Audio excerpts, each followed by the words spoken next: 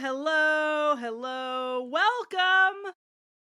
So happy to have you with us this afternoon on a beautiful All Hallows Eve. Grateful to have you spending some time with us right here on the Katie McGrady Show on the Catholic Channel, Sirius XM Channel 129. Hello to our listeners here in the United States and Canada, and even in some places around the world, especially if you're listening to the replay of today's monologue over on Substack or the SiriusXM app, or More McGrady with Katie, our new clip show podcast where we post one clip a day from this here Katie McGrady Show. I'm so happy that you found your way to our little corner of the radio world where we're hanging out on this All Hallows Eve. My daughter saw me wear this sweater one time and she called it my Beetlejuice sweater. I did not realize she knew who Beetlejuice was. It's just a black and white striped sweater. I actually bought this sweater specifically for the premiere of The Chosen in Dallas, so I'm a little embarrassed that my daughter thinks that this is my Beetlejuice sweater. But I'm in my Beetlejuice sweater, Halloween appropriate. I've now said his name 3 times. So if there's a sudden cutoff of the show, then you know that Michael Keaton's character has arrived in the house and I've gone to the underworld. I think that's the plot of the movie Beetlejuice. I don't exactly know. I've never seen it from start to finish. It was always too scary for me as a kid. And then when I was supposed to go see the Broadway production of it, I ended up having a speaking event, so I gave my tickets to a former student of mine who lives in Houston, Texas. That's way too much information for you on this lovely Hallows Eve. I am wearing my Beetlejuice sweater and a red polo in honor of my boy, Saint Carlo Acutis, his first canonized All Saints Day party up in heaven. I like to imagine that All Saints Day in heaven is like an absolute rager. Like they are just glorifying God to the heights on All Saints Day. And yes, that is a reference to our other new saint, Pier Giorgio Frassati. I just imagine that All Saints Day is like just the party of all parties, the most epic of days in heavenly glory. Because on that day, on All Saints Day, which we celebrate tomorrow, and so today, All Hallows Eve, of course, in anticipation of All Saints Day, that it is nothing but gobs and gobs of joy and excitement and celebration. I mean, all the Forrest Frank songs are being played at full volume in heaven. All the hosannas in the highest at maximum tone. I think I would look forward the most. Like, I have no desire to die anytime soon. And I hope I have a long life ahead of me. And I hope and pray that when my life does come to an end, whenever that is, that I do end up in heaven. But I can say, caveat here, I have no desire to die anytime soon, but I can't wait to get to heaven, right? Like, I think we can all say that as Catholics. I think we can all say that as people of goodwill. I don't want to die. I love life right now. I love Earth. Please keep me here for at least a little while longer, Lord. I'd love to see my kids graduate from high school, but gosh darn it, I can't wait to get to heaven. And that's something that we're actually called to desire. Like this desire for heaven, this desire for holiness. That should be the engine that keeps us going. The fuel of our day-to-day life should be this desire to one day be in heaven. And that's what All Saints Day is all about. Today's Halloween, All Hallows Eve, which of course everything in secular world has in some ways kind of conscripted into this spooky, scary skeleton, goblins and ghouls, and things that go bump in the night, kind of a Halloween day. There's always some Halloween episode on Saturday Night Live. All the various sitcoms have some sort of Halloween-themed episode. I'll never forget being absolutely terrified out of my mind. This is a deep cut from my millennials. Absolutely terrified of the Boy Meets World Halloween episode where there was like this creepy stalker murderer in the school and like they were all terrified that one by one they were getting plucked off like Agatha Christie style. I, to this day, 36 years old, love me some Boy Meets World. Can't watch that episode from start to finish. So there's always some scary episode for your favorite TV shows, or there's some sort of special, there's like a bad guy's Halloween special and a bad guy's Christmas special on Netflix. Those are the animated heist movies for kids. The secular world in some ways has kind of co-opted our sacred anticipatory day, All Hallows Eve, where we're anticipating this most exciting and joyous day in heaven, All Saints Day. But on the other hand, there's actually something interesting going on with all the creepy goblins and ghouls and the nonsense surrounding secularized Halloween. We'll talk about that later in the show, kind of the history of how maybe Halloween got a little co-opted into the creepy space, to the point where my 5-year-old called this my Beetlejuice sweater. My black and white striped sweater somehow puts me in the category of a creepy character who's, if you say his name 3 times, I think we're up to 6 at this point, and I'm so far so good. So far, Michael Keaton hasn't arrived with his green hair and his rotten teeth, but I digress. Today is a day of great rejoicing. Today is a day of great celebration. Today is the day we anticipate heaven. And we celebrate those who've come before us, who made it, who ran the race, who finished it well. This was our reading from last Sunday, who have achieved the ultimate prize, a crown of glory to stand in heaven and praise the Lord on high. That's the dream. The dream is not a yacht. The dream is not massive amounts of influence with gobs of followers on social media. The dream is not even a dozen kids in a countryside house. I mean, those are things that are objectively valuable and good. I've never been on a yacht, but I hear they're quite lovely. And I don't have a dozen kids. I just have 2, but they're great. And I have a moderate following. It's always nice when more people follow along on social media, KDP McGrady on Twitter, Instagram, and Facebook, but that's not the end-all be-all, right? The algorithm should not be the thing that dictates everything I do. None of those things are objectively bad. But they're not the goal. They're not the prize. Maybe being generous with your yacht helps get you to heaven. Or those dozen children are sanctifying you day in and day out. Or the influence that you wield on social media allows you to preach the gospel. None of those things are necessarily a hindrance to your pursuit of holiness unless they become the only thing that you care about. And I'm using 3 somewhat extreme examples: a yacht, social media influence, a dozen kids, right? Like, I'm being a bit facetious in saying this, but our ultimate goal, our ultimate prize, should never be the external trappings of this life. You know that. I know that. Our goal, our desire, what gets us up in the morning, what fuels us throughout the day, what we're thinking about when we hit our head to the pillow at the end of a long day, as we close our eyes and drift off to sleep at night, what we should be desiring more than anything else is heaven. And I think, especially in recent months and years, I've become a little more aware of my desire for heaven. Not because anybody's necessarily sick in my life and might be close to there. Not even necessarily because I came to a deeper appreciation of heaven as this eschatological concept. I've begun to desire heaven more actively, want heaven more than anything else, because of a conversation I had with somebody that actually kind of dictated and guided a lot of how we're just even running our family home these days.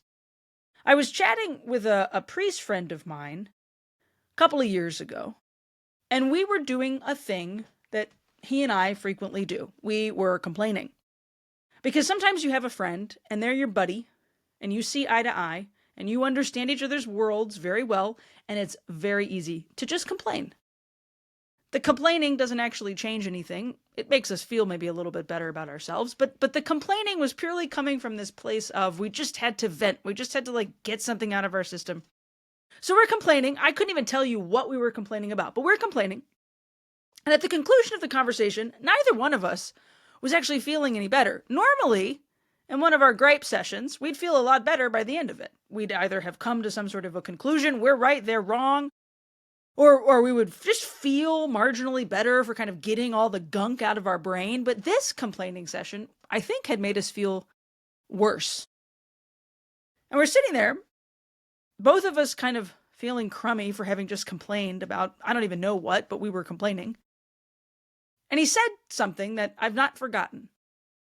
And it's been in my head ever since, and it's something that actually ends up guiding and directing a lot of what I do day in and day out, from right here on the radio to what I choose to do when it comes to traveling and speaking, or what writing projects I take on. My goodness, even how I choose to talk to my spouse and my children. As we're complaining and not feeling any better, he looks at me and he says, "Was that helpful or was that hurtful? Did it help or did it hurt?" And to be quite honest, it didn't help, so therefore it hurt. Which meant that the complaining that we'd just been doing hadn't actually resulted in either of us feeling good, hadn't resulted in any sort of tactile change that we could make to solve these circumstances in which we found ourselves. It'd been hurtful. Is it helpful? Is it hurtful? And that set of questions, is it helpful or is it hurtful, actually, I think, can dictate how we pursue heaven. Is what I'm doing right now helpful in my pursuit of heaven? Is it going to help me get to the glory and grandeur of God for all of eternity after I leave this earthly life? Or is it hurtful? Is it going to drag me further and further away from that heavenly Jerusalem and paradise that I long for?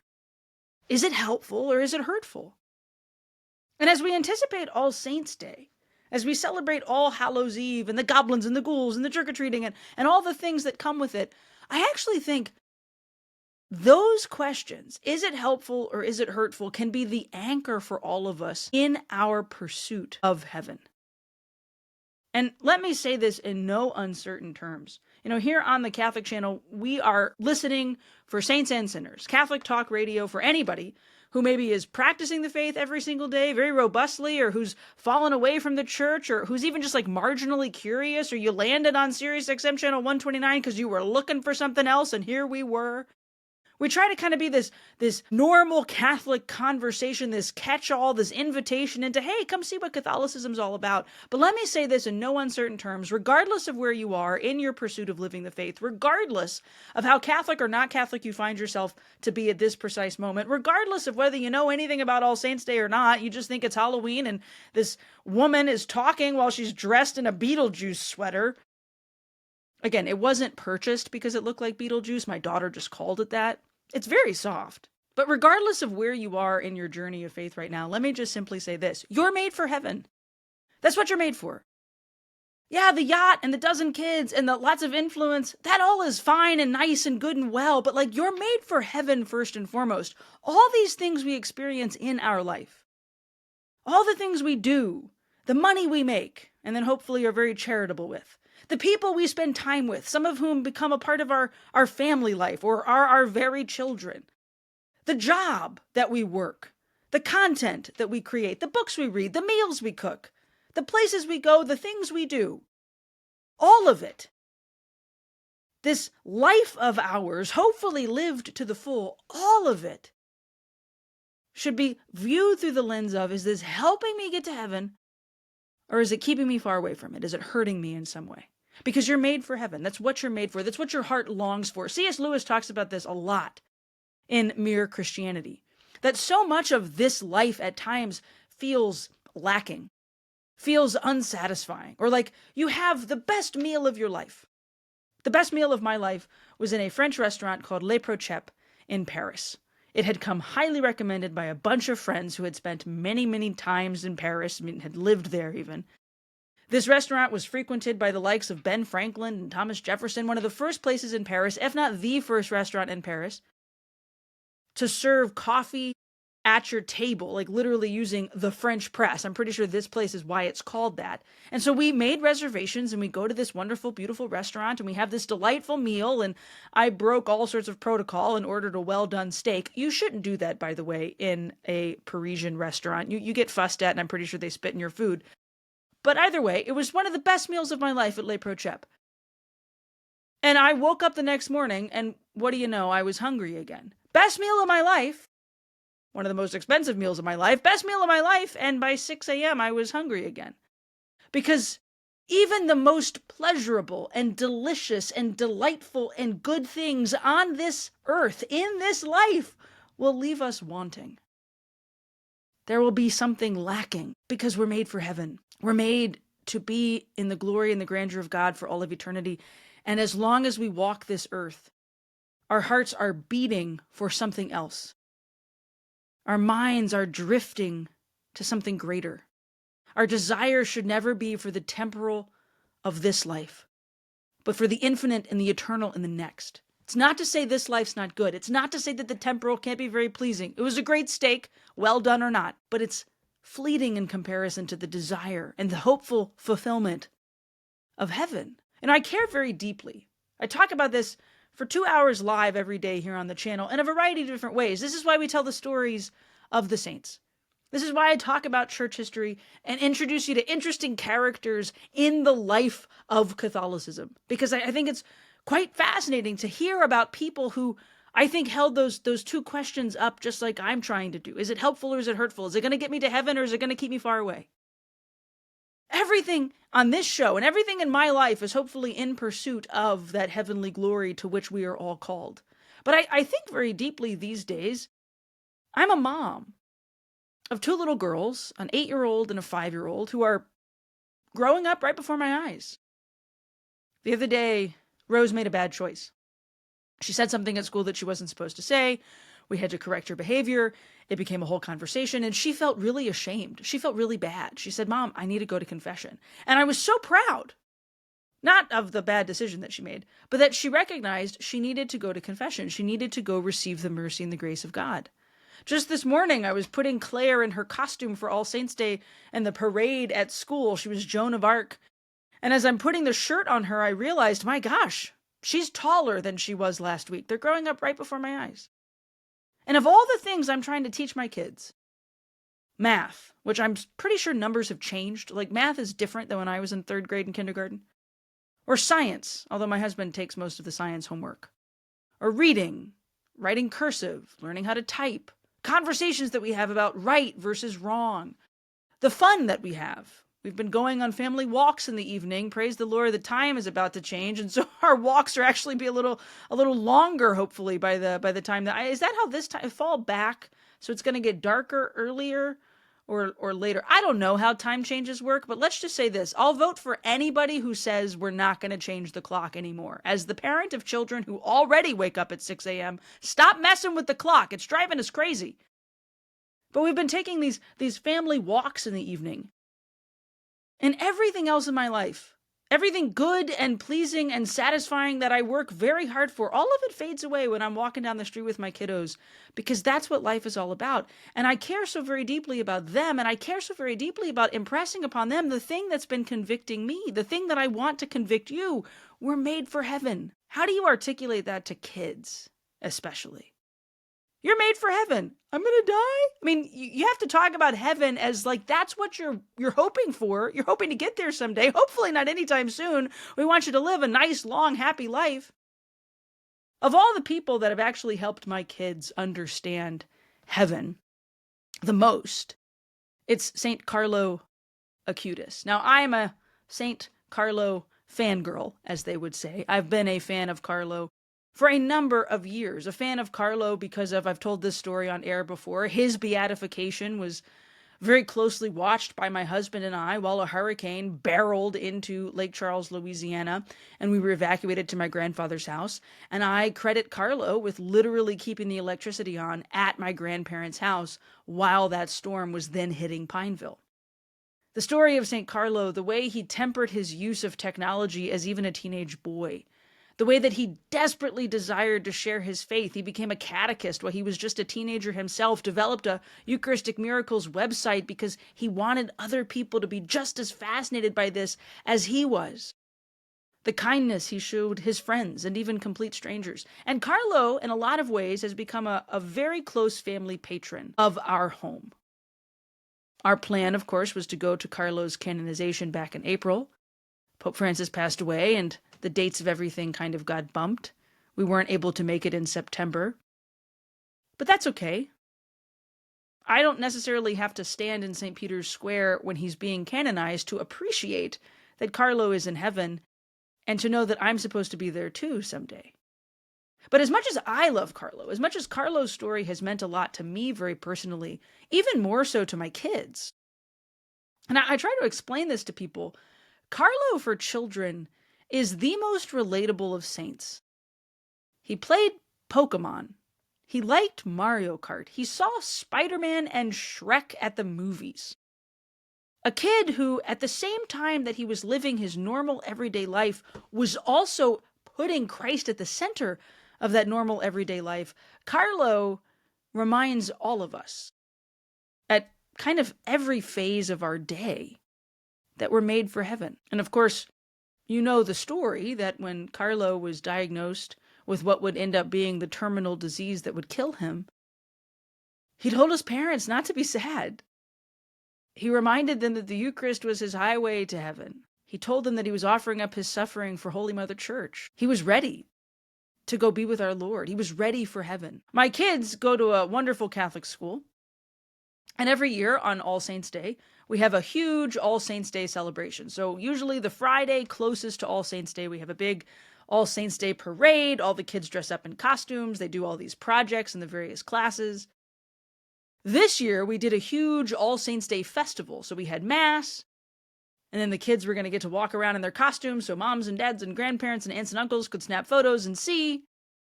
And then we were going to have this huge festival all across campus. We had the 7 deadly pins, and so we had a little bowling station where kids could knock down the 7 deadly sins, and the flower toss for St. Therese, where you were tossing flowers in a basket, and Crown Mary. So pin the tail on the donkey, but nope, Crown Mary with many crowns, right? We had all these wonderful activities spread out all throughout campus.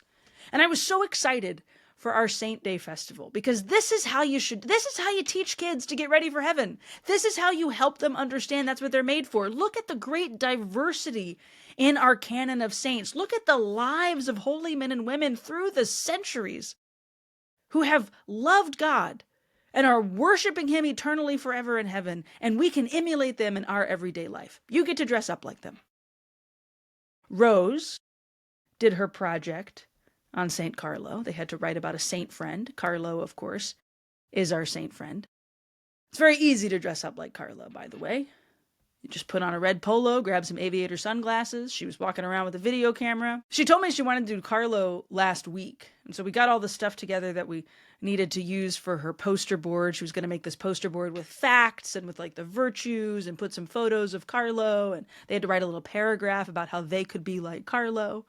And last Tuesday, so just a few days ago, I dropped my girls off at school, and I was driving home.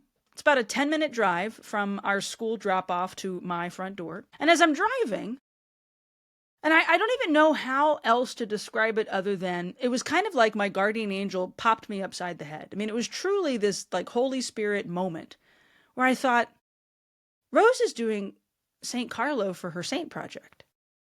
Carlo only died 19 years ago. He's so relatable to us because he literally lived in my lifetime. I sometimes like to imagine, if Carlo had lived, if Carlo had survived his disease, what would Carlo be doing right now? Would he be a diocesan priest? Would he be a Franciscan? Would he be super involved in social media ministry? Would he be on EWTN? Would he have a podcast, right? Like, what would Carlo be doing? Because he was already doing so much at just 15 years old when the internet was barely a shadow of what it is now. What would Carlo be doing? 19 years. And it's not like Carlo's this ancient relic. People who knew Carlo, who loved Carlo, my goodness, the woman who gave birth to Carlo, she's still alive.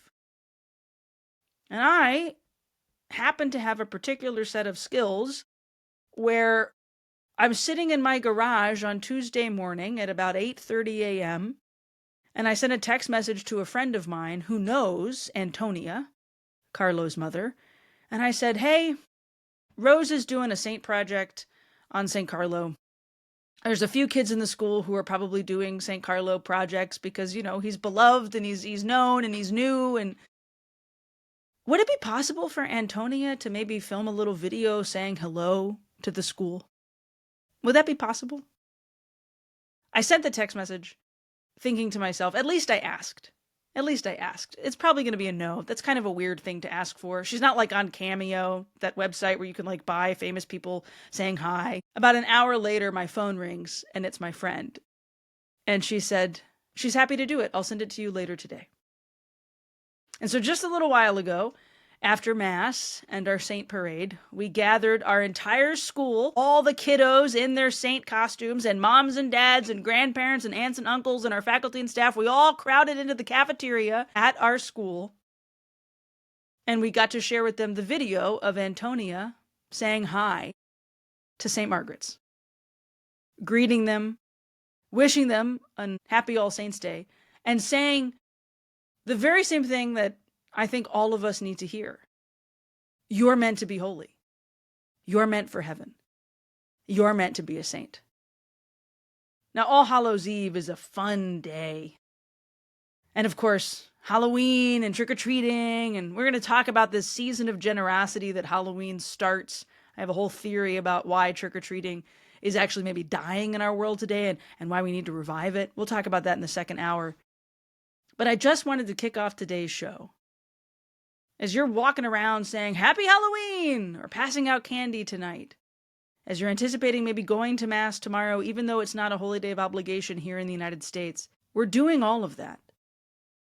This is the eve of all those holy men and women because they desired heaven. You are called to desire heaven. All of us are meant to get there. And we can. Sometimes wearing a Beetlejuice-esque sweater and talking on radio, maybe on that yacht, or with those dozen kids, or with all that influence on social media, but also in all of the normal, everyday humdrum moments. But asking ourselves these questions of, is it going to help me get there, or is it going to hurt and prevent me from getting there? And whatever's going to help me get to heaven, that's what we need to do the most of. So happy All Saints' Day. We've got a great show for you today. You're going to get a chance to call in just a few minutes. In fact, I'll just go ahead and ask you the question right now. You know, my kiddos get to dress up like saints every year for All Saints' Day. If you got to dress up like any saint, what saint are you dressing up as? What's in your closet right now that would let you dress up like a saint? Maybe you've got a hiking stick and you can be Pier Giorgio Frassati, or you've got a really nice lace necklined dress and you can be Saint Zélie Martin. Maybe you've got a red polo and you can join the Carlo Club. Give me a call. You get to dress up like a saint. Who you're dressing up as? 888-322-8465 right here on the Katie McGrady Show. 888-322-8465 right here on the Katie McGrady Show. Tell me who you'd dress up as if you got to dress up as a saint. We'll see you in just a second. Phone lines are open. Phones are going to start ringing. Give me a call here on the Katie McGrady Show on the Catholic Channel, Sirius XM, channel 129.